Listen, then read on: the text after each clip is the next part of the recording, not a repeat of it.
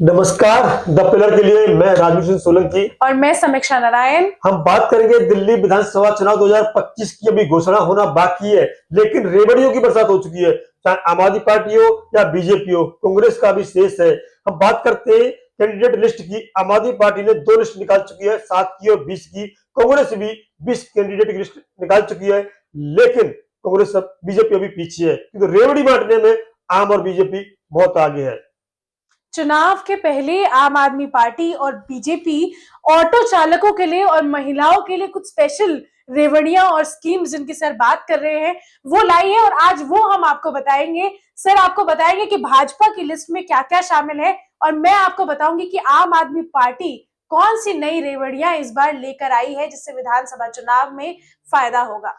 आज से करीब 11 साल पहले जब केजरीवाल ने राजनीतिक पार्टी बनाई थी, तो उन्होंने सबसे पहले ऑटो चालकों के पीछे लिखवाया था ईमानदार नेता, भ्रष्ट नेता। तो ऑटो चालकों को तब से उसे दिमाग में घुसा हुआ है। जब भी चुनाव आता है, ऑटो चालकों के पीछे कुछ न कुछ ऐसे चिपका देते हैं, उनको कुछ रेवड़ियां बांट देते हैं, जिससे कि लोगों की निगाह में वो चीज चढ़ जाए और वोट मिल जाए और चुनाव जीत जाए। और देखा जाए तो ऑटो चालकों का बहुत प्रभाव भी देखने को मिला है चुनाव में, इसीलिए उनके लिए अलग से ये स्कीमें भी लॉन्च की गई है। और भाजपा भी शायद कहीं ना कहीं समझ गई है कि अगर चुनाव जीतना है दिल्ली का तो उन्हें खुश रखना बहुत जरूरी है। वैसे ऑटो चालक ही अकेले नहीं होते, बहुत सारी यहाँ दिल्ली में करीब बताया 50% के आसपास लोग कच्ची कॉलोनी में रहते हैं।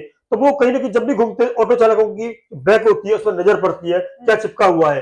उसी के मद्देनजर रखते हुए दोनों पार्टियों ने ऑटो चालकों के लिए विशेष घोषणा की है।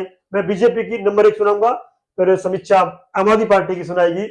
तो बीजेपी ने कहा है कि जो ऑटो चालकों के बच्चे हैं उनके लिए मुफ्त शिक्षा करेंगे। केजरीवाल का जो मैनिफेस्टो है उसमें उन्होंने 10 लाख की बीमा कवर योजना जो है वो ऑटो चालकों के लिए निकाली है।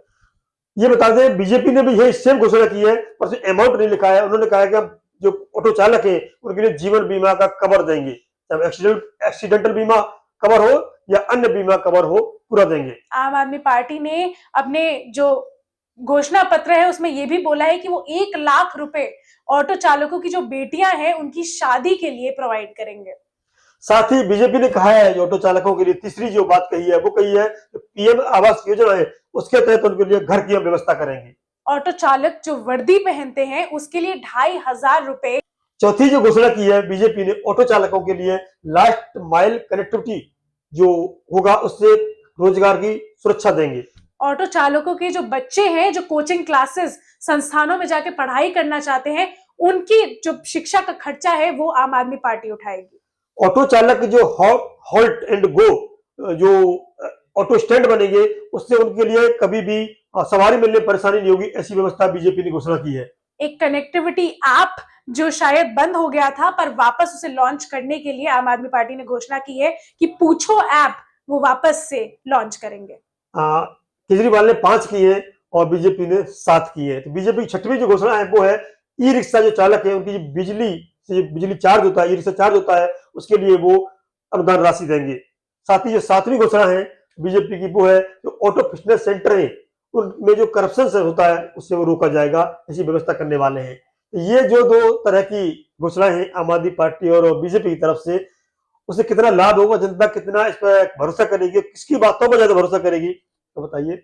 ये तो अब विधानसभा चुनाव होने के बाद ही पता चलेगा कि ये जो रेवड़ियां हैं वो असल में लोगों तक पहुंच भी रही है या नहीं पहुंच रही है, और ये घोषणा करने के बाद कितना असर पड़ता है आखिर चुनाव में, लोग कितना विश्वास करते हैं और फिर से कई मूल मुद्दे भूलकर अपनी रेवड़ियां लेने के लिए लोग इस बार क्या वापस वोट करेंगे दिल्ली में, ये भी देखना होगा।